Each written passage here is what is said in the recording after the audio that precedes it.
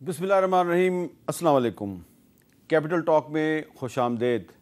जिस तरह पाकिस्तान में सियासी हलचल और अफरा तफरी जो है उसका दौरा है, इसी तरह आजकल हिंदुस्तान में भी काफ़ी सियासी माहौल गर्म नज़र आता है। जिस तरह पाकिस्तान में जो सियासी मुखालफीन हैं उनको रियासत का दुश्मन करार देना या किसी दुश्मन मुल्क का एजेंट करार देना कोई नई बात नहीं है, तो इसी तरह हिंदुस्तान में भी जो सियासी मुखालफीन हैं और ख़ास तौर पे इलेक्शन के दिनों में उनको पाकिस्तान का एजेंट कहना या पाकिस्तान का हाशिया बरदार कहना, ये बहुत पुरानी रवायत है। कल हमारे प्रोग्राम कैपिटल टॉक में वज़ीर दफ़ा ख्वाजा आसिफ साहब ने जो मकबूजा जम्मू कश्मीर की रियासती असम्बली का इलेक्शन है उसके हवाले से एक थोड़ी सी 2-3 मिनट की बात की थी, जिस पे पूरे हिंदुस्तान में और उनके तमाम मीडिया में जो है वो आग लग गई। यहाँ तक कि पहले वज़ीर दाखिला जो हैं अमित शाह, उन्होंने एक स्टेटमेंट जारी किया और उसके बाद आज Indian prime minister Narendra Modi जो हैं उन्होंने भी एक तकरीर में ख्वाजा आसिफ साहब का जिक्र किया और उनको जवाब दिया है। सबसे पहले ज़रा मैं चाहता हूँ आप देखें कि ख्वाजा आसिफ साहब ने कहा क्या था। नेशनल कॉन्फ्रेंस और कांग्रेस आज इलेक्शन में ये कह रही हैं जी कि अगर हम जीत गए तो हम 370 और 35A उसकी सस्पेंशन को ख़त्म कर देंगे। आपको लगता है कि ये पॉसिबल है? मेरा ख्याल है पॉसिबल है। देखें, बड़ी पोटेंट इस वक्त प्रेजेंस है वहाँ पे कांग्रेस की भी और नेशनल कांग्रेस की भी, दोनों की। बहुत चांस है कि ये जो कोलिशन है ये हुकूमत में आए। क्या हम ये कह सकते हैं कि आज पाकिस्तान की जो रियासत है और इंडियन कांग्रेस जो है वो एक पेज और नेशनल कांग्रेस एक पेज पे आ गए इस इशू पे? बिल्कुल, हमारा भी ये डिमांड है जब से ये मोदी साहब ने ये वार किया हुआ है। तो सिर्फ इस एक इशू पे ख्वाजा साहब ने कहा इस एक इशू पे कांग्रेस, नेशनल कॉन्फ्रेंस और पाकिस्तान एक पेज पे है। इस पे जी वहाँ पे तूफ़ान आ गया। और सबसे पहले मैं आपको बताता हूँ, बहुत से जो इंडियन अखबारात हैं, टीवी चैनल्स हैं, उन्होंने इसको हेडलाइन बना लिया और उन्होंने जनाब तनकीद की बारिश शुरू कर दी। जी न्यूज़ ने और इंडिया टुडे ने और ख्वाजा आसिफ साहब के साथ साथ पाकिस्तान पे टाइम्स ऑफ इंडिया ने कहा जी Pakistan and National Conference alliance on same page on Jammu and Kashmir. और इसके बाद जनाब जो मोदी साहब हैं उन्होंने आज क्या बयान दिया है, ज़रा वो भी सुन लें। पाकिस्तान के डिफेंस मिनिस्टर ने कांग्रेस नेशनल कॉन्फ्रेंस का खुलकर समर्थन किया है। उनका कहना है कि ये आर्टिकल 370 और 35A को लेकर कांग्रेस और एनसी का एजेंडा वही है जो पाकिस्तान का एजेंडा है। ये वहां के मंत्री बोल रहे हैं। कांग्रेस नेशनल कॉन्फ्रेंस यहां पर पाकिस्तान का एजेंडा लागू करना चाहते हैं। आपको थोड़ी सी सिमिलैरिटी नज़र आ रही होगी। कभी कभी यहाँ पे भी पाकिस्तान में हुकूमत कहती है कि ये जो तहरीक इंसाफ वाले हैं ये पाकिस्तान में जो है कोई दुश्मन मुल्क का एजेंडा जो है उसको नाफिज करना चाहते हैं। तो मोदी साहब कह रहे हैं कि जो उनकी अपोजिशन है, जो कांग्रेस और नेशनल कॉन्फ्रेंस है, वो पाकिस्तान का एजेंडा हिंदुस्तान पे नाफिज करना चाह रहे हैं। तो उमर अब्दुल्ला साहब ने आज ये कहा है कि पाकिस्तान जो है वो अपनी डेमोक्रेसी की फ़िक्र करे और ये जो हमारा मसला है 370, ये हमारा मसला है, इसकी रिस्टोरेशन के मसले में दखल अंदाजी ना करे। तो इसमें माजी में उमर अब्दुल्ला साहब जो हैं वो जब भी पाकिस्तान आते थे तो हम उनको अपने प्रोग्राम में बुलाया करते थे। उनका क्या मौक़िफ़ रहा है पाकिस्तान इंडिया ताल्लुकात के हवाले से? मैं चाहता हूँ थोड़ा सा आपको पता चल जाए कि उमर अब्दुल्ला साहब जो आजकल बातें कर रहे हैं कोई नई बातें नहीं है, ये उनकी बहुत पुराना उनका स्टैंड है। आप ये कहते हैं कि कश्मीर से फ़ौज को वापस बुलाया जाए। हम कहते हैं कि बदलते हालात को देखते हुए अब उन इलाकों में जहाँ पे मिलिटेंसी का असर जो है कम हो गया है, वहाँ पे अब प्री 1989 के ट्रूप लेवल्स और ट्रूप पोजीशंस पे ज़रूर सोचा जा सकता है। फ़ौज की वापसी जो है, आप एक तरफिया वापसी की बात आप नहीं कर सकते। हाँ, ज़रूर हम वापसी की बात तब करेंगे जब आप लोग भी करना शुरू करें और चीन भी हमसे कहे। मुझे नहीं लगता है कि हिंदुस्तान और पाकिस्तान के बातचीत में इलेक्शन जो है ऑब्जेक्टिव रहा है। हमारा ऑब्जेक्टिव जो है इलेक्शन नहीं है। हमारा मकसद ये है कि इस मसले का हल हो। और हम भी नहीं कहते हैं कि इलेक्शन से मसले का हल होगा। हम कहते हैं इलेक्शन जो है वो लोगों के जो डे टू डे मसलों के हल के लिए है, उनके बिजली सड़क पानी के मसले के हल के लिए है। लेकिन जहाँ तक जम्मू कश्मीर का जो सियासी सवाल उठता है, जम्मू कश्मीर के मसले का जो हल की हम बात करें, वो तो इलेक्शन से नहीं होगा, वो तो बातचीत से होगा। देखें ना, ये अब जो बात है, ये इसमें कोई आप एतराज़ की गुंजाइश तो नहीं निकाल सकते जो उमर अब्दुल्ला साहब कर रहे हैं, लेकिन मोदी साहब ने उनको कहना है कि ये पाकिस्तान का एजेंट है, तो वो कहते रहेंगे। तो मेरे साथ गुफ्तगू के लिए आज मौजूद हैं जनाब बैरिस्टर अकील मलिक साहब, वज़ीर-ए-आज़म के मशीर बराए कानून साहब, जनाब ज़ैन कुरैशी साहब, पाकिस्तान तहरीक इंसाफ के सीनियर रहनुमा हैं और रुकन कौमी असम्बली हैं। पाकिस्तान की सियासत पे मैं आऊँगा अकील मलिक साहब, लेकिन जो मैंने जिक्र किया, आपको ऐसा नहीं लगा कि मोदी साहब वही कर रहे हैं अपनी अपोजिशन के साथ जो आप अपनी अपोजिशन के साथ करते हैं? बिस्मिल्लाहिर्रहमानिर्रहीम। मीर साहब बहुत बहुत शुक्रिया। जी बिल्कुल, कुछ थोड़े से मुझे उसके लगी कि ऐसा है, लेकिन ज़ाहिरी बात है कि जो कश्मीर का एक इशू है वो उसकी UN की रेजोल्यूशंस भी हैं, हमारा तो एक बड़ा ऑफिशियल और क्लियर स्टांस है। जो कुछ हुआ पिछले दौरे हुकूमत में और जिस तरह एनेक्स कर लिया गया कश्मीर को, जम्मू कश्मीर को, तो उसके लिए तो हम हर फोरम पे आवाज़ उठाएंगे। और ज़ाहिरी बात है, हम 35A और 370 जो आर्टिकल है उसकी तो बिल्कुल कोई एक्सेप्टेबिलिटी नहीं है। और कश्मीरियों ने, हमारे जितने भी भाई बहन हैं, उन्होंने जो सफ़र किया है, हम उनके साथ हैं। और इस दफ़ा मैं उम्मीद करता हूँ कि जब वज़ीर-ए-आज़म पाकिस्तान न्यूयॉर्क जाएंगे UN जनरल असम्बली में, तो ये जो एक बड़ा इम्पॉर्टेंट इशू है, इस पे बहुत ज़्यादा जो है उसको अपनी गुफ्तगू का फोकस भी रखेंगे। अच्छा ज़ैन कुरैशी साहब, आपका क्या ख्याल है कि ये जो ख्वाजा आसिफ साहब की छोटी सी स्टेटमेंट थी हमारे प्रोग्राम कैपिटल टॉक में, उस पर मोदी साहब जो हैं वो जवाब दे रहे हैं, तो अब शहबाज शरीफ साहब अगर जा रहे हैं UN जनरल असम्बली से ख़िताब करने, तो वहाँ पे उनको कश्मीर के हवाले से क्या बात करनी चाहिए? हामिद मीर साहब शुक्रिया। पहली बात तो आपने प्रोग्राम में दावत दी, मैं आपके सवाल पे बाद में आता हूँ। पहले मैं ज़रा इसके ऊपर बात कर लूँ। जो राइट विंग एक्सट्रीमिस्ट सियासत होती है ना, जैसे इंडिया में है, वो हेट्रेड को फ्यूल करती है। तो बड़ी मज़ेदार बात आपने की, बैरिस्टर अकील मलिक ने भी उसमें मुताबिकत अपनी हुकूमत के साथ बताई है। चलो, वहाँ तो हिंदुत्व की आइडियोलॉजी है, यहाँ की हुकूमत की क्या आइडियोलॉजी है जो इनको मुताबिकत उसमें नज़र आ रही है। जहाँ तक तो बात है उमर अब्दुल्ला साहब की, तो बसद एहतराम उनसे मैं इतफाक नहीं करता। आर्टिकल 370 जो है इंडिया का इंटरनल मामला नहीं है, यह पाकिस्तान की फॉरेन पॉलिसी की स्टेटेड पोजीशन है। और 5 अगस्त को जब इन्होंने 370 और 35A रिवोक किया था, तब से लेके आज तक कि हमारी स्टेटेड पोजीशन रही है कि इसको रीइंस्टेट होना चाहिए और कश्मीर का स्पेशल स्टेटस जो है उसको बहाल होना चाहिए। तो यहाँ पर तो कोई सियासत नहीं है, हर पाकिस्तानी इसकी तायद करेगा। अब आपने बात की वज़ीर-ए-आज़म साहब की, और बैरिस्टर अकील मलिक साहब ने भी कहा कि जब वो UN जनरल असम्बली में जाते हैं तो वो ये बड़ा पर्टिनेंट इशू है, इन्होंने कहा इनको उठाना चाहिए। बदकिस्मती से सर, जब से ये हुकूमत मार्ज़ वजूद में आई है, वज़ीर ख़ारजा साहब को तो नामो निशान कोई नहीं है। आज गालिबन पहला दिन था, वो स्टैंडिंग कमेटी के अंदर उन्होंने मेहरबानी फरमाई तशरीफ ले आए, लेकिन फ्लोर ऑफ द हाउस पे वज़ीर ख़ारजा की एक स्टेटमेंट कोई नहीं है। डिप्टी वज़ीर-ए-आज़म साहब की, उनका फॉरेन पॉलिसी पाकिस्तान की है, वो कोई देखने को नज़र नहीं आती। मैं उम्मीद करूँगा कि जब वज़ीर-ए-आज़म पाकिस्तान UN जनरल असम्बली में जाते हैं और जिस किस्म का अब अटैक इंडिया की तरफ से हो रहा है, वो आर्टिकल 370 और 35A के ऊपर भी बात करेंगे और पाकिस्तान की जो स्टेटेड पोजीशन है कश्मीर के ऊपर, उसको भी जनरल असम्बली में जाकर उजागर करेंगे। अच्छा, अब ज़रा आ जाते हैं जी हम पाकिस्तान की सियासत पे।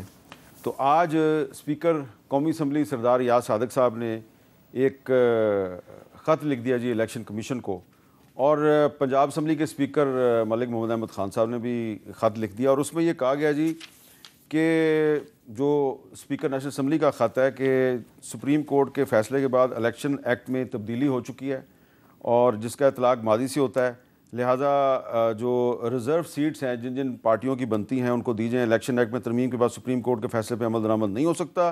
तरमीमी इलेक्शन एक्ट के तहत किसी सियासी जमात में शामिल होने वाला आज़ाद रुकन अब पार्टी तब्दील नहीं कर सकता। तरमीम शुदा इलेक्शन एक्ट का इतलाक़ 2017 से किया गया है। तरमीम शुदा इलेक्शन एक्ट पर अमल दरामद इलेक्शन कमीशन की आइनी और कानूनी जिम्मेदारी है। आपकी तवज्जो के लिए इलेक्शन एक्ट इस वक्त नाफिजुल अमल है। इलेक्शन कमीशन पार्लियामेंट के बनाए हुए कानून पर अमल दरामद करे, जमहूरियत और पार्लियामेंट की बालादस्ती के असूलों पर अमल करें। तो ये तो है जी स्पीकर साहब का मौक़िफ़। तो बैरिस्टर अकील साहब, क्या स्पीकर साहब बराह रास्त खुल्लम खुल्ला सुप्रीम कोर्ट का जो फ़ैसला है उसको झुटला रहे हैं? नहीं देखें मीर साहब, ज़ाहिरी तौर पे जो कानून है अभी लॉ ऑफ द लैंड है, हमने उसी पे ही रह के बात करनी है। जब ये सेकंड अमेंडमेंट आई तो हमने उसको फर्दर क्लैरिफाई किया, इटरेट किया और बताया कि इस तरह पॉसिबल नहीं हो सकता कि जब एक जमात ने वो सीटें मांगी ही नहीं, लिस्ट ही नहीं जमा कराई, दूसरी जमात इज़्ज़त माब सुप्रीम कोर्ट के पास सामने थी, उन्होंने पता नहीं कैसे ये एक डिसीजन हुआ कि नहीं सुन्नी इत्तेहाद काउंसिल की तो चलें हमारे सामने है लेकिन पीटीआई की पिटीशन नहीं है, लेकिन ये हम सीटें पीटीआई को दे देते हैं। तो कानून तो वाज़े तौर पे है। एक दफ़ा जब एक कैंडिडेट ने सुन्नी इत्तेहाद काउंसिल में जो अरकान पार्लियामान है उन्होंने बयान अल्फियाँ जमा करा दें, ये एक स्टेटेड पोजीशन है, एक फैक्ट है जिसको झुटलाया नहीं जा सकता। अब उनको किस तरह जो है लीगल राइट दे दिया फ्लोर क्रॉसिंग का, और वो भी 3 दिन नहीं 15 दिन दे दिए गए। ये तो किसी आयन और कानून में तो लिखा नहीं है कि 15 दिन के अंदर वो जमा कराएं। फिर इलेक्शन कमीशन ऑफ पाकिस्तान गया, अब तो इज़्ज़त माब सुप्रीम कोर्ट ने डिक्लेयर भी कर दिया है कि ये पीटीआई से हैं, तो सर्टिफिकेट कैसे दे सकती है सुप्रीम कोर्ट? ये तो काम इलेक्शन कमीशन ऑफ पाकिस्तान का है। अच्छा, तो ज़ाहिर कुरैशी साहब, आप स्पीकर कौमी असम्बली का जो खत है उसको कैसे देखते हैं? हामिद मीर साहब, देखिए इसमें कोई दो राय नहीं है कि हुकूमत ने पहले तो भोंडे तरीके से ये लेजिस्लेशन पास करने की कोशिश की, मौलाना फजल रहमान को ये कोर्ट नहीं कर सके, इनके नंबर पूरे नहीं हुए। ये अब दूसरा तरीका है अपना गोल्डन नंबर पूरा करने का और रिजर्व सीट्स के थ्रू करने का, लेकिन ऐसे नहीं हो सकता। देखें 8 जजेस ने अपना क्लैरिफिकेशन दे दिया उसके ऊपर और उन्होंने कह दिया कि जो 41 मेंबर हैं वो पाकिस्तान तहरीक इंसाफ का हिस्सा हैं। पाकिस्तान तहरीक इंसाफ का डे 1 से स्टेटेड पोजीशन रही है कि ये रिजर्व सीट्स जो हैं ये प्रोपोर्शनल रिप्रेजेंटेशन के जरिए मिलती हैं और 8 फरवरी को आग का दरिया अबूर करके इमरान खान के नाम पर हमें वोट पड़ा। उस पड़े हुए वोट की वजह से हमें ये रिजर्व सीट्स मिली। इन रिजर्व सीट्स का बंदर बांट किसी और जमात में नहीं हो सकता। ये कल भी पाकिस्तान तहरीक इंसाफ की सीटें थी, ये आज भी तहरीक इंसाफ की सीटें हैं।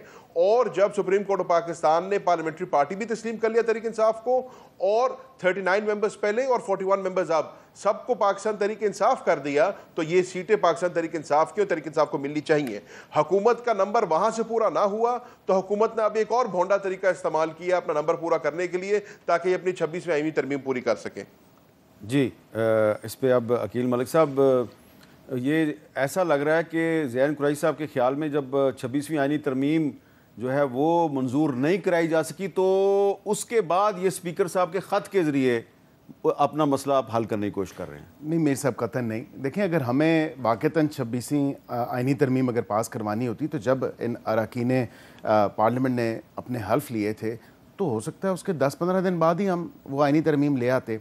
उस टाइम तो कंफर्टेबल पोजीशन में थे, 2/3 अक्सरियत भी थी, लेकिन कतन हमारी ना तो ये थिंकिंग है ना ऐसी कोई सोच रखते हैं हम ज़ाहिरी बात है आईनी तरमीम के हवाले से एक ब्रॉडर कंसेंसस डेवलप कर रहे हैं। तमाम इत्तेहादी जमातों को, उसके साथ साथ जितनी अपोजिशन की जमातें उनको भी ऑन बोर्ड ले रहे हैं।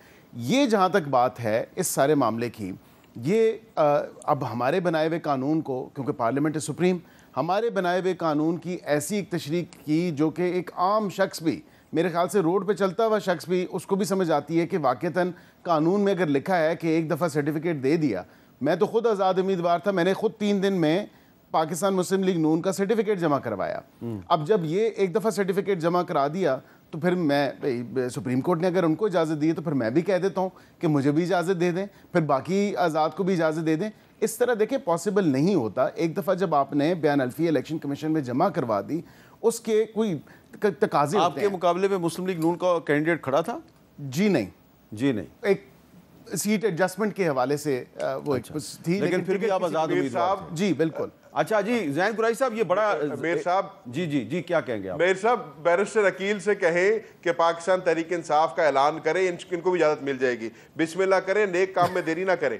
नहीं, लेकिन ज़ैन कुरैशी साहब ये ज़रा एक इसका जवाब देना कि ये इंडिपेंडेंट कैंडिडेट थे, तो इन्होंने अगर सर्टिफिकेट जमा करा दिया, मैंने मुस्लिम लीग नून को ज्वाइन कर लिया, तो उसके बाद फिर ये दोबारा कैसे कह सकते हैं कि नहीं मैंने मुस्लिम लीग नून को ज्वाइन नहीं किया, मैंने तो पीटीआई में जाना है? ये कैसे पॉसिबल है?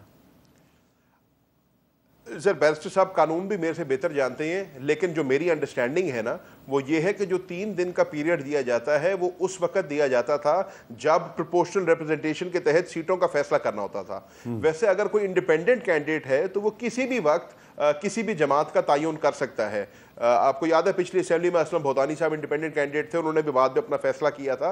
तो माय अंडरस्टैंडिंग इज कि अगर आपने हर किसी को इंडिपेंडेंट कह दिया तो फिर वो 3 दिन की कदगन शायद उनके ऊपर नहीं लगती, वो कदगन सिर्फ शुरू में लगती थी क्योंकि सीटों का हिसाब निकालना होता था किस पार्टी की कितनी सीटें बनती हैं। बाकी अब सुप्रीम कोर्ट ऑफ पाकिस्तान ने फैसला कर दिया है, फिर 8 जजों ने उसके ऊपर एक अपना क्लैरिफिकेशन नोट भी दे दी है। उस क्लैरिफिकेशन नोट के अंदर उन्होंने पाकिस्तान तहरीक इंसाफ को पार्लियामेंट्री पार्टी तस्लीम भी किया, जो कि इलेक्शन कमीशन नहीं कर रही है, और उन्होंने कहा कि ये 41 मेंबर भी ये पाकिस्तान तहरीक इंसाफ का हिस्सा बन गए हैं और इनके ऊपर 63A भी लागू होता है। तो मेरे तो समझने में इसमें बड़ी क्लैरिटी है, इस पर कोई दो राय नहीं है। आप सब उसमें सॉरी माजत के साथ, उसमें इलेक्शन एक्ट 2017 और आईने पाकिस्तान बड़ा वाजे और क्लियर है। 3 दिन 3 days from the date of your notification including that day, जिस दिन आपका नोटिफिकेशन हुआ, तो आपको 2 या 2.5 दिन ही मिलते हैं तकरीबन जब आपका नोटिफिकेशन हो, तो उसके विद इन 2-3 days आपको कोई भी सियासी जमात ज्वाइन करनी है। ये एट ए लेटर स्टेज नहीं हो सकता। आइन और कानून कोई मोम की नाक नहीं है कि आप जब भी चाहें उसको अपनी तरफ मोड़ लें और जिस तरह आपकी अपनी इंटरप्रिटेशन है उस तरह ये इंटरप्रिटेशन की जाए। आइन और कानून वाजे है, और अगर कोई अभाम रहता भी था तो दूसरी तरमीम से हमने उसको वाजे तौर पे बता दिया कि ये इस तरह नहीं हो सकता। हमारा बनाया हुआ कानून जो है वो वाजे तौर पे लिखा है कि 3 दिन के अंदर आपने करना है, और दोबारा एक दफ़ा आपने कर दिया तो दोबारा आपको चांस नहीं मिल सकता। अच्छा, आपको ये नहीं लग रहा कि ये जो अब स्पीकर, इसका जवाब मीर साहब, इसका जवाब ये है, फिर मीर साहब मैं अर्ज करूं जी जी सर, इसका जवाब ये है कि अल्लाह का शुक्र है कि इनकी 26वीं आईनी तरमीम अभी तक नहीं आई। इस मुल्क का एपेक्स कोर्ट अभी भी सुप्रीम कोर्ट ऑफ पाकिस्तान है और आईनी मामलात की तशरीह अभी भी सुप्रीम कोर्ट ने करनी है। अगर इनको कोई इससे मसला है तो ये चैलेंज करें इसको कोर्ट में जाके, कहें कि सुप्रीम कोर्ट ने जो फैसला किया वो गलत किया है। रिव्यू पेंडिंग है, डिटेल्ड ऑर्डर भी नहीं आया, स्पीकर साहब ऑर्डर नहीं आया सर। तो मैं ये बड़ा वैलिड पॉइंट है कि ये मामला सुप्रीम कोर्ट में सब जुडिस है, तो फिर स्पीकर साहब को क्यों ये जरूरत पेश आई कि वो खत लिखना शुरू करते हैं इलेक्शन कमीशन को और उनसे कहें कि इसका फैसला किया जाए। यहाँ पे ये बात करते हैं ब्रॉडर कंसेंसस की कि जी हम कंसेंसस पूरा करने की कोशिश कर रहे हैं, लेकिन उस ब्रॉडर कंसेंसस में फिर ये पाकिस्तान तहरीक इंसाफ के मैंडेट पर डाका डालने की कोशिश कर रहे हैं। ये हमारी सीटें हैं या आईनी कानूनी इखलाकी तौर पर हमें मिलनी चाहिए। अच्छा, इसमें अकील मलिक साहब ये एक पॉइंट लग रहा है मुझे बड़ा वैलिड है कि अगर स्पीकर कौमी असम्बली एक ऐसा ख़त लिख रहे हैं जिस पे कि ये तासुर मिल रहा है कि अब स्पीकर कौमी असम्बली और सुप्रीम कोर्ट की बराह रास्त एक मुहाजराई की कैफियत पैदा हो गई है, तो इसमें फिर मौलाना फजलुर रहमान जो है वो स्पीकर या हुकूमत के साथ तो खड़े नहीं होंगे?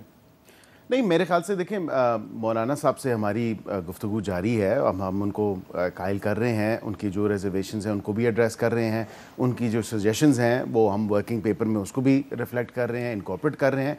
ये जो मामला है इसमें तो ज़ाहिरी बात है, देखें अब पार्लियामेंट सुप्रीम है, उस सुप्रीम इदारे के जो स्पीकर हैं उन्होंने लिखा, उन्होंने कहा जी ये सारा मामला है और शायद हो सकता है इस ख़त के तनाज़र में वो जो रिज़र्व फ़ैसला है, जो डिटेल्ड ऑर्डर आना है वो भी आ जाए और रिव्यू भी शायद इसके बाद लग जाए, क्योंकि अभाम तो इसीलिए परसिस्ट कर रहा है कि आज कितने, देखें 12 जुलाई से कब तक कितने दिन हो गए कि वो अभी तक फ़ैसला नहीं आया। नहीं, वो जजेस की छुट्टियां थी ना बीच में। सर छुट्टियां तो फिर देखें, छुट्टियों में फिर हफ्ते वाले दिन भी अदालत लग जाती है और अदालत लगे बगैर जो है वो ऑर्डर भी आ जाते हैं। अभी पिछले हफ्ते को आपने देखा कि हफ्ते वाले दिन एक ऑर्डर अनाउंस हुआ, मतलब ना कॉज लिस्ट लगी, ना उसकी कोई किसी को नोटिस जारी हुआ, ना कोई और मामला हुआ और अदालत का एक ऑर्डर आ गया। ठीक है, मान लिया कि 9 तारीख तक थी, 9 तारीख से लेके अभी 19 तक 10 दिन तो बहुत हैं। एक आ जाना चाहिए इस पर तफसीली फैसला, जो कि छुट्टियों में भी शायद चेंबर वर्क में लिख रहे थे जज साहिबान। जैन साहब, आप नहीं समझते कि अब सुप्रीम कोर्ट का जो फुल बेंच का फैसला है वो आ जाना चाहिए? काफ़ी दिन गुजर गए। सर जी, जहाँ तक तो छुट्टियों की बात है तो वो तो इतवार वाले दिन ये कौमी असेंबली का इजलास भी बुला लेते हैं, लेकिन मेरा बैरिस्टर अकील साहब से एक बड़ा मासूमाना सवाल है, जहाँ मुल्क के अंदर इतना बड़ा कॉन्स्टिट्यूशनल क्राइसिस बना हुआ है, जहाँ आप अपनी इजलास बुलाने के बावजूद भी अमेंडमेंट पास नहीं करा सके और मौलाना साहब को आप मनाने में लगे हुए हैं, क्या इस खत की टाइमिंग जो है उससे शक व शुबा नहीं पैदा होता? क्या जल्दी थी स्पीकर साहब को अभी ये खत लिखने की और रिजर्व सीट्स का फौरी फैसला कराने की? पहले जो एक पेंडिंग इशू मुल्क में चल रहा है उसको तो पूरा कर लेते।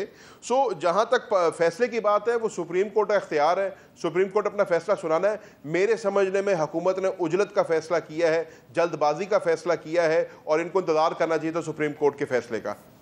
जी, आप इसका क्या जवाब? जी, मैं मीर साहब बिल्कुल, मेरे ख्याल से शक व शुबहात तो फिर इस बात पे भी आते हैं कि मैंने एक प्रोग्राम में कह दिया कि ये 41 लोग आज़ाद हैं, ना ये ज़मीन पे हैं ना आसमान पे हैं, ये हवा में हैं। फिर उसके बाद हफ्ते वाले दिन एक फ़ैसला भी आ गया और वो भी लगता तो यही है, उजलत में आया है। और उसके बाद क्योंकि ये चैम गोइयाँ तो चल रही थी कि हुकूमत जो है आइनी तरमीम की तरफ जा रही है, ज़ाहिरी बात है। देखें, हम ये कंसेंसस हमने बिल्कुल इजलास बुलाया था, इसमें कोई दो राय नहीं है, और दोनों हाउसेस का इजलास था। और मीर साहब और इतवार को बुलाया था, हफ्ते वाले दिन भी था, इतवार वाले दिन भी था। और ये तकरीबन 2-3 हफ्ते से हम लोग जो है वो उसको कर रहे थे कि हम तैयारी में आप सुप्रीम कोर्ट को फॉलो करते हैं, सुप्रीम कोर्ट आपको फॉलो करती है इतवार वाले दिन जो आप काम करते हैं? मेरे ख्याल से हम तो दिन रात वज़ीर आज़म पाकिस्तान मेहनत कर रहे हैं और शब रोज़ मेहनत कर रहे हैं, शबाना रोज़ मेहनत कर रहे हैं। और इतवार हो, हफ्ता हो, कोई छुट्टी का दिन भी हो, उस दिन भी वो काम करते हैं। तो गवर्नमेंट तो क्लियर है कि गवर्नमेंट की छुट्टी नहीं है, गवर्नमेंट तो शब रोज़ जो है वो मेहनत कर रही है। अच्छा, अब इसमें एक सूरत ऐसी बन गई है कि ये जो आइनी तरमीम की हम बात कर रहे हैं, इस पर बहुत से लोग जो हैं वो अपनी अपनी फ़हम और शऊर के मुताबिक कुछ बात कर रहे हैं। तो उमर अयूब खान साहब जो कि अपोजिशन लीडर हैं नेशनल असम्बली में, वो क्या कह रहे हैं, इस पर ज़रा सुनें। आज़म तारड़ हो गए या बिलावल भुट्टो, जिस तरह कठपुतलियाँ होती हैं, ये कठपुतलियों का ही रोल अदा दोनों साहिबान कर रहे थे। ये खुदा न खास्ता ये बिल या पास होता तो पाकिस्तान में एक किस्म का आप समझे कि फैशिस्ट स्टेट होती और fascist slash martial law state होता, और यहाँ पे किसी किस्म की जमहूरियत ना होती। उमर अयूब साहब कह रहे हैं कि फैशिस्ट स्लैश मार्शल लॉ की सूरत पैदा हो जाती। तो बैरिस्टर अकील साहब, ये मार्शल लॉ की बात कर रहे हैं अपोजिशन लीडर।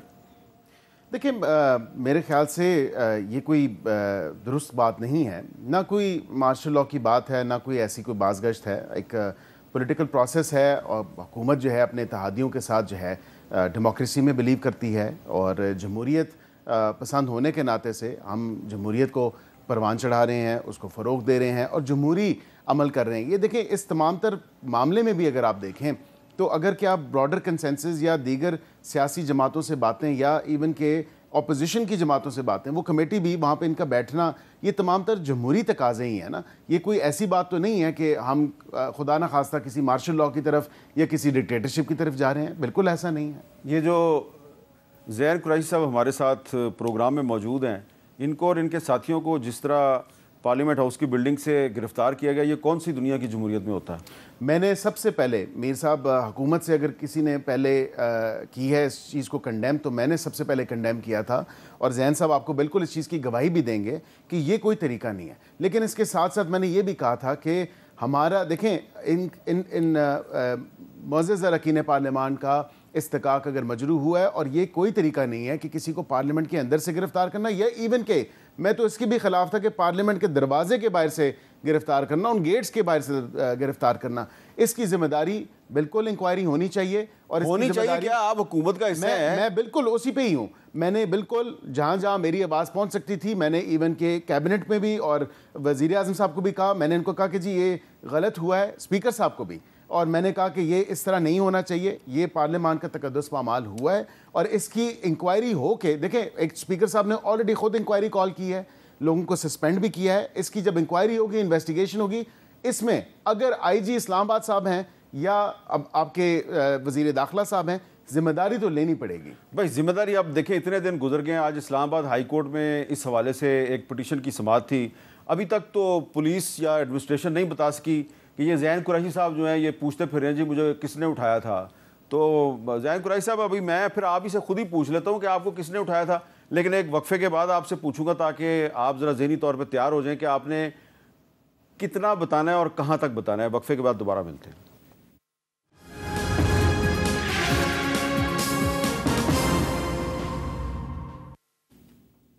कैपिटल टॉक में दोबारा खुशामदीद। ज़ैन कुरैशी साहब, सबसे पहले तो मैं आपके साथ माजरत ख्वाऊँ, क्योंकि आप एक विक्टिम हैं और विक्टिम जो है उसको तो स्टेट को या कोर्ट को चाहिए कि उसको वो इंसाफ दे, उसको जस्टिस दे, लेकिन क्योंकि अभी तक आपको इंसाफ नहीं मिला तो अनफॉर्चुनेटली बहुत ही माजरत के साथ मैं अब प्रोग्राम में आपसे पूछना चाह रहा हूँ कि अभी तक आपको इंसाफ नहीं मिला। क्या आप बता सकते हैं कि आपको किसने उठाया था?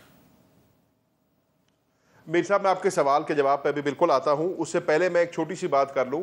आपने उमर अयूब साहब का बयान सुनाया और उसमें उन्होंने आज़म नज़ीर तारड़ साहब का और बिलावल भुट्टो साहब का नाम लिया। आजम नज़ीर तारड़ साहब मेरे लिए नहायत ही काबिल एहतराम है, लेकिन जब आजम नज़ीर तारड़ साहब बकौल वज़ीर कानून फ्लोर ऑफ द हाउस पे आके कहते हैं हफ्ते वाले दिन कि मुझे तो अभी ही मुसवदे की कापी मिली है, तो फिर इससे शक व शुबात उठते हैं कि मुसवदा कहाँ से बना, कौन लाया, किसने इनको थमाया, और ये पहले क्यों नहीं कभी बात की गई इसके ऊपर।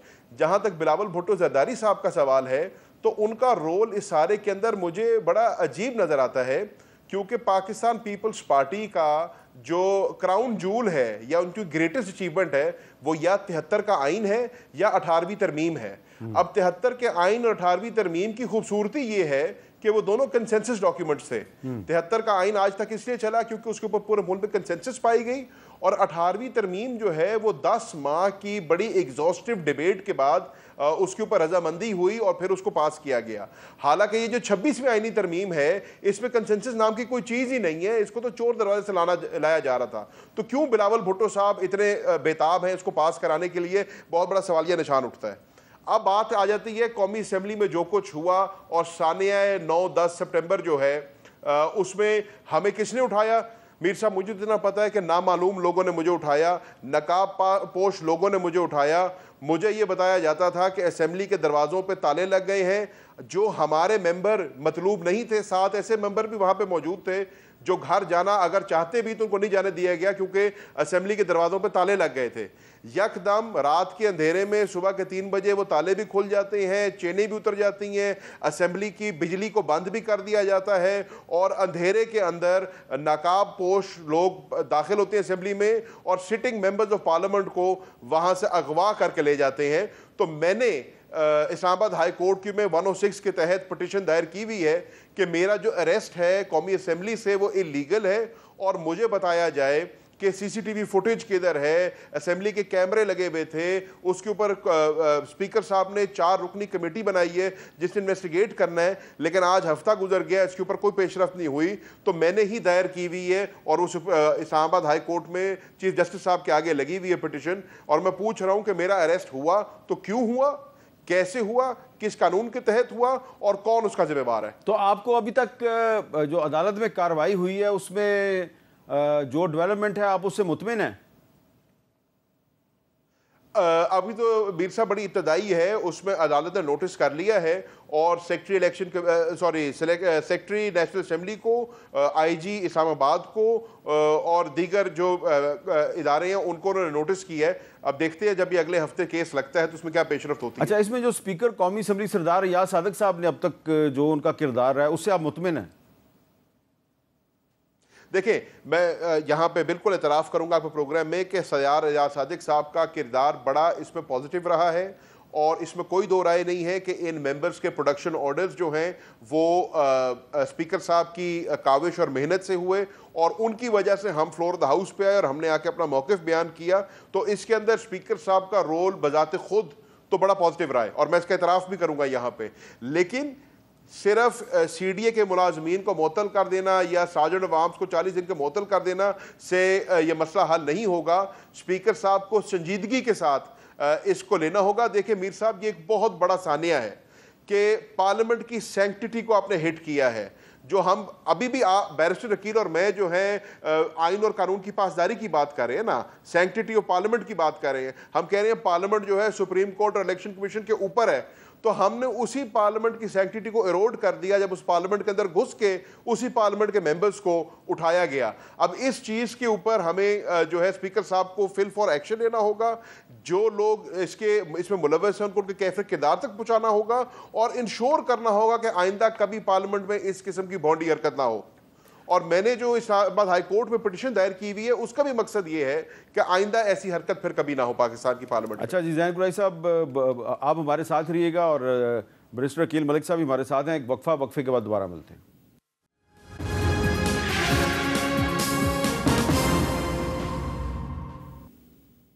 कैपिटल टॉक में दोबारा खुशामदीद। अच्छा बैरिस्टर अकील मलिक साहब, आज वकला की कुछ तंजीमें जो हैं उनके भी कंसर्न सामने आए हैं और वज़ीर कानून आज़म नज़ीर तारड़ साहब ने भी सुप्रीम कोर्ट बार को इंगेज किया है।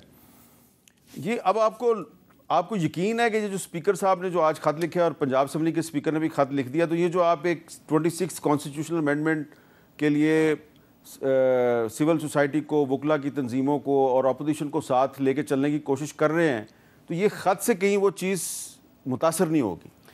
मीर साहब नहीं, बिल्कुल उससे मुतासर नहीं होगी। और बिल्कुल कल एक बड़ी ग्रैंड जो मुशावरत हुई है तमाम तर वकला तंजीमों की, बिलखसूस बल्कि ये इलेक्टेड तंजीमें हैं। मतलब यहाँ पे बात कर ली जाए पाकिस्तान बार काउंसिल की, सुप्रीम कोर्ट बार एसोसिएशन की, Lahore high court bar association की, सिंध बार एसोसिएशन की, या दीगर उनकी डिस्ट्रिक्ट बार एसोसिएशंस की, तो ये तमाम तर केपी से लेके जो है कराची तक, ये तमाम तर अहदेदारान जो इलेक्टेड अहदेदारान हैं, ये लोग आए हुए थे, सेक्रेटरी जनरल और सदूर भी, और ये तमाम तर जितने भी बार काउंसिल्स के चेयरमैन, वाइस चेयरमैन, एग्जीक्यूटिव फलाम जितने भी ये लोग थे, ये लोग तमाम लोग वहाँ पे थे।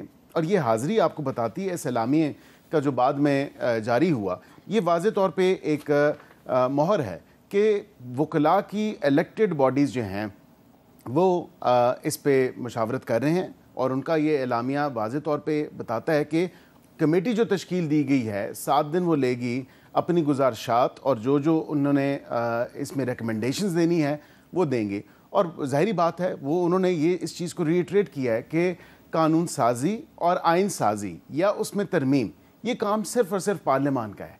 ये कोई अगर कहे कि ये हमारा जॉब है तो किसी इदारे का जॉब नहीं है, ये बिल्कुल खालिस्तन पार्लियामान का काम है, जो कि पार्लियामान इसको बखूबी जानती भी है, समझती भी है। और इसी हवाले से मैंने आज प्रेसर भी किया कि ये 7 दिन में रिकमेंडेशंस आ जाएंगी। और अगर ये समझा जाए कि हमने ब्रॉडर कंसेंसस नहीं किए या मशावरती अमल कसरत राय के साथ नहीं किया, तो ऐसा हरगिज़ नहीं है। अपोजिशन के साथ, इत्तेहादियों के साथ, सिविल सोसाइटी के साथ, और बिलखसूस जो असल स्टेक होल्डर्स हैं, वकला तंजीमें या उनकी बॉडीज़ या बार एसोसिएशंस या बार काउंसिल्स, उनके साथ हमने ये सारा मशावरती अमल किया। ये जल्दी इतनी क्यों नज़र आ रही है? क्या ये तासुर दुरुस्त है कि काजी फायज़ साहब की रिटायरमेंट से पहले पहले आप सब कुछ करना चाह रहे हैं? कतई नहीं। मैं आपके प्रोग्राम से ये बात बिल्कुल बताऊंगा कि ये अमल शुरू हुआ जैसे ही हुकूमत अमल में आई और हुकूमत बनी, तो उसके बाद वज़ीर आज़म साहब ख़ुद लॉ रिफॉर्म्स कमेटी को हेड कर रहे थे। उसकी मुतअद्दिद मीटिंग्स हुई, ऑन एंड ऑफ हमने इस तमाम मामले को देखा। ये तमाम तर चीज़ें हम, क्योंकि हमने अपना पहले होमवर्क कंप्लीट करना है, उसमें आज़म जी तारर साहब भी थे, उसमें दीगर लीगल फ्रेटर्निटी के लोग भी थे, उसमें मैं ख़ुद भी उसका मेंबर हूँ। कुछ मीटिंग्स हमारी यहाँ पे हुई, कुछ मीटिंग्स ओवर द वीकेंड हमारी लाहौर में भी हुई, और ये अमल काफ़ी टाइम से चल रहा है।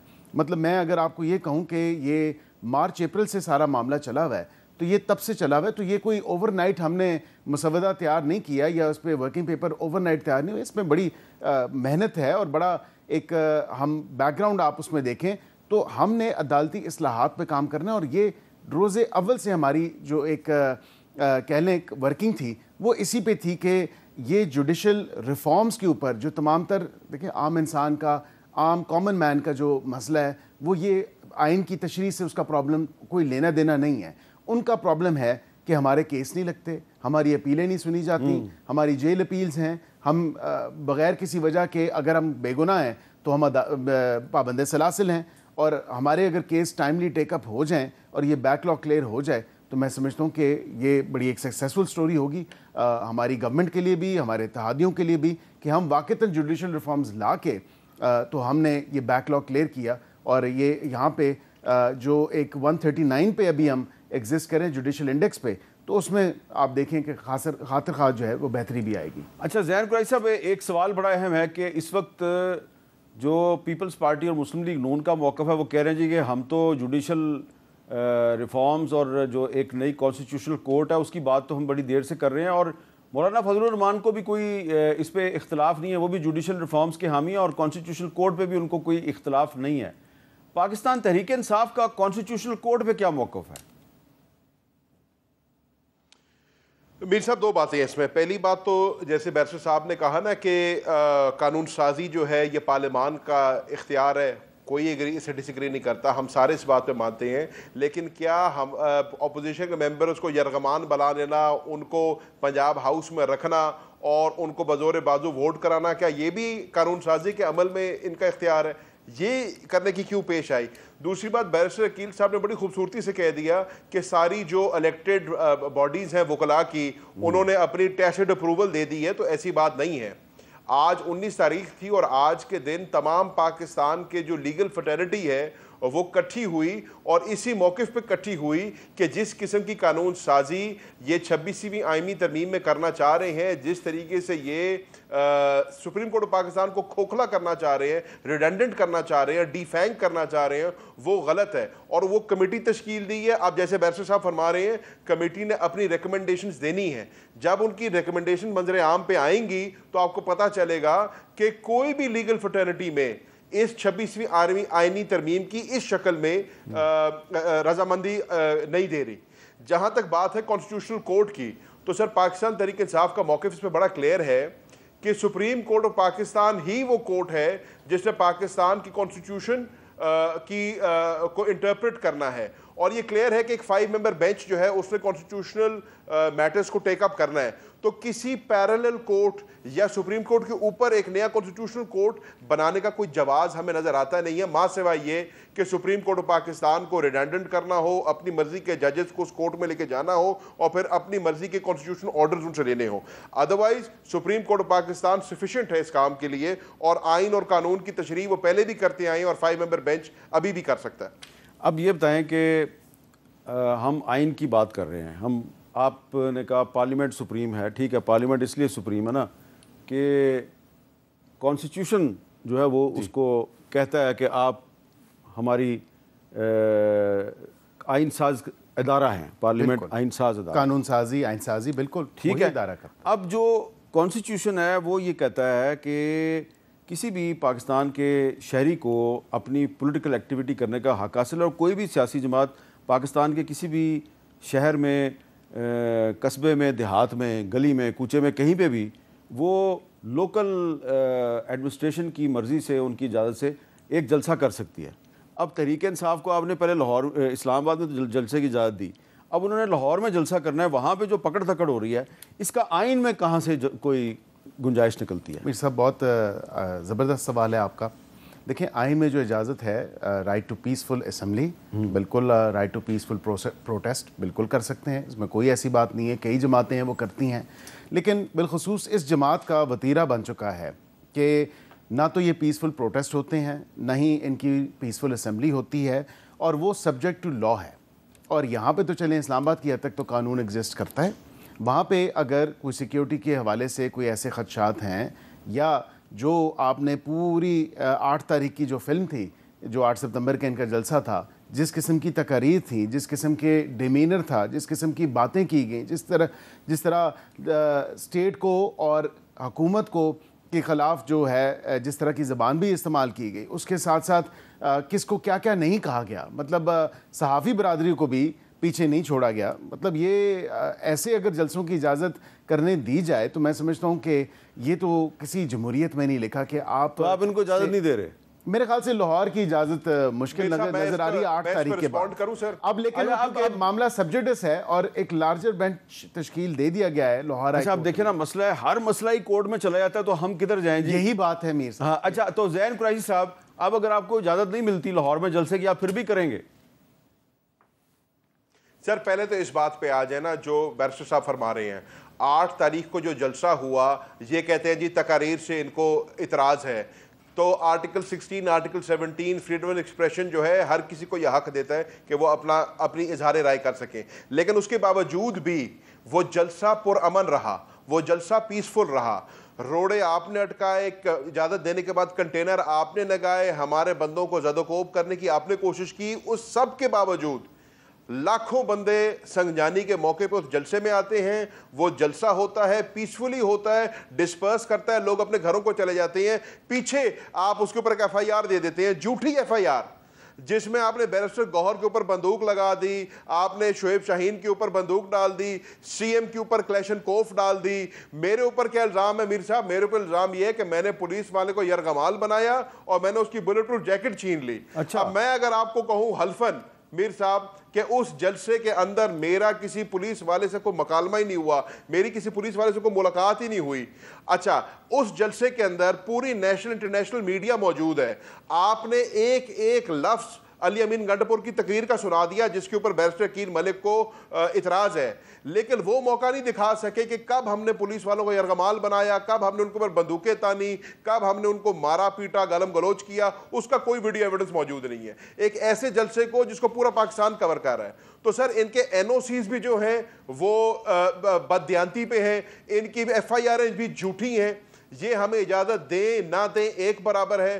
पाकिस्तान तहरीक इंसाफ अपना पीसफुल जलसा और राइट टू असेंबली जो है एक्सरसाइज करेगी और इंशाल्लाह 21 तारीख को शाम 4 बजे मीनार पाकिस्तान के मकाम पे इंशाल्लाह तहरीक इंसाफ का जलसा होगा, क्योंकि इनका एनओसी देना ना देना एक बराबर है। इन्होंने एनओसी दे के भी हमारे पे झूठे FIR काटी हैं। हमने इस्लामाबाद में भी पुरअमन जलसा किया था, इंशाल्लाह हम लाहौर में भी पुरअमन जलसा करेंगे। लेकिन ज़ाहिर कुरैशी साहब, अगर मीनार पाकिस्तान में पानी छोड़ दिया गया फिर क्या करेंगे?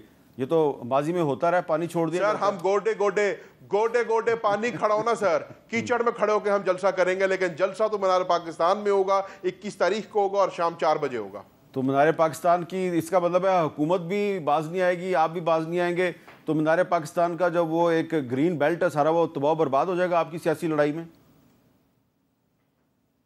सर हम तो नहीं चाहते, हमारे लिए तो मीनार पाकिस्तान एक निहायती अहमियत का हामिल है। लाहौर रेजोल्यूशन, पाकिस्तान रेजोल्यूशन यहाँ पे साइन हुई, पाकिस्तान की बुनियाद यहाँ पे रखी गई और इसलिए पाकिस्तान तहरीक इंसाफ भी हमेशा इसी पॉइंट को चुनती है अपने जलसे के लिए। अच्छा। हम वो जमात है मीर साहब जिसने 5 दफ़ा मीनार पाकिस्तान को भरा है, पुरअमन तरीके से भरा है और पुरअमन तरीके से वहाँ से डिस्पर्स भी किए हैं। इंशाल्लाह हम अपने रिकॉर्ड को ख़राब नहीं होने देंगे, पुरअमन तरीके से आएंगे, अपना सियासी और अपना आइनी हक को एक्सरसाइज करेंगे और पुरअमन तरीके से अपने अपने घरों को जाएंगे, लेकिन जलसा 21 तारीख को मीनार पाकिस्तान पे करेंगे। अब आखिर में अकील मलिक साहब, अब सवाल मेरा कुछ जो है वो सियासी भी है, हिस्टोरिकल भी है कि मीनार पाकिस्तान की अहमियत यह है कि यहाँ पे 23 मार्च 1940 को ऑल इंडिया मुस्लिम लीग का एक सालाना जलसा हुआ था और पाकिस्तान की करारदाद भी वहाँ पे मंजूर हुई थी। पाकिस्तान जो है इसकी तश्कील एक सियासी और जमहूरी अमल की पैदावार का नतीजा है। उस पाकिस्तान में उसी जगह पे मीनार पाकिस्तान पे एक पॉलिटिकल पार्टी एक जलसा करना चाहती है और मुस्लिम लीग जो कि आप अलंबरदार हैं कायद आज़म के नज़रियात के, आप उनको वहाँ पे जलसा करने से रोकेंगे। अगर कायद आज़म आज जिंदा होते तो क्या कहते आपको? कायद आज़म भी खुश हो रहे होते कि एक इंतशारी जमात को, इंतशारी टोले को, जिनकी जमहूरी रवायात तो नहीं है। अब जिस तरह जैन साहब ने जिक्र किया, मैं थोड़ी सी इस बात को उसके साथ भी जोड़ूंगा। पुलिस पार्टी पे किसने जो है पथराव किया ये संजानी वाले जलसे में? पुलिस पार्टी को किसने जो है वो चले अब वो ये तमाम तर चीज़ें की। वैसे तो मैं समझता हूँ कि कायद आज़म भी, मैं अर्ज करूँ, अगर वो 26 नंबर पे हुआ, मैं देखिए हुआ तो सही, आ गया, बात करना चाह रहा हूँ एक फैक्चुअल। बैरिस्टर साहब अर्ज से सुने, मेरा सवाल कुछ और है, आप लोग कहीं और चले गए यार। मैं कायद आज़म की बात कर रहा हूँ। मीर साहब रुके, मीर साहब आपके सवाल का भी जवाब दे रहा हूँ, उसको जरा हिस्टोरिकल पस मंजर में डाल रहा हूँ। जब 1940 में यहाँ पर रेजोल्यूशन पास होना था ना मिंटो पार्क में और मीनार पाकिस्तान के मकाम पे, तो मीर साहब आपकी इतला के लिए बता रहा हूँ, ये रकबा जो है मेरी वालदा की फैमिली का था। मियाँ अमीरुद्दीन साहब की ज़मीन थी, यहाँ पे अमरूदों का बाग था। हाँ। तो उन्होंने अपना अमरूदों का बाग कटवा के कायद आज़म मोहम्मद अली जिन्नाह के लिए रहमतुल्लाह अलैह के लिए ये जगह मुख्तस की थी और ये मेरे ही ख़ानदान की ज़मीन पे हुआ था। और यूसुफ सलाउद्दीन साहब ने इसके ऊपर बड़ा तफसीली पेपर भी लिखा है, वो भी आपको पता होगा। अब ये जो बात करें ना पुलिस पार्टी के ऊपर, वो 26 नंबर पर टेयर गैसिंग की गई थी, वहां जलाओ घिराओ पथराव जो भी हुआ वहां पे हुआ और वो 14 किलोमीटर दूर था जलसा गाह से। अच्छा चले, मेरा वक्त खत्म हो रहा है। जैन साहब बहुत बहुत शुक्रिया आपका और अकील मलिक साहब आपका भी बहुत बहुत शुक्रिया। मैंने सिर्फ ये अर्ज करना है कि पाकिस्तान जो है सियासी और जमहूरी अमल की पैदावार है। कायद आज़म मोहम्मद अली जिन्नाह जो हैं उन्होंने सियासी जलसे और जुलूसों के ज़रिए ये मुल्क बनाया था, इलेक्शन के ज़रिए ये मुल्क बनाया था। जो 1946 का जो इलेक्शन था उसके रिज़ल्ट जो है और फिर बाद में जो रेफरेंडम हुआ खैबर पख्तूनख्वा में, उसका जो रिज़ल्ट है उससे पाकिस्तान तश्कील पाया था। तो सियासी जलसे जुलूस और जो इलेक्शन है इसमें रखनांदाजी करना ये पाकिस्तान के बुनियादी नज़रिए की नफ़ी के मुतरादिफ है। इजाज़त दीजिए, अल्लाह हाफ़िज़।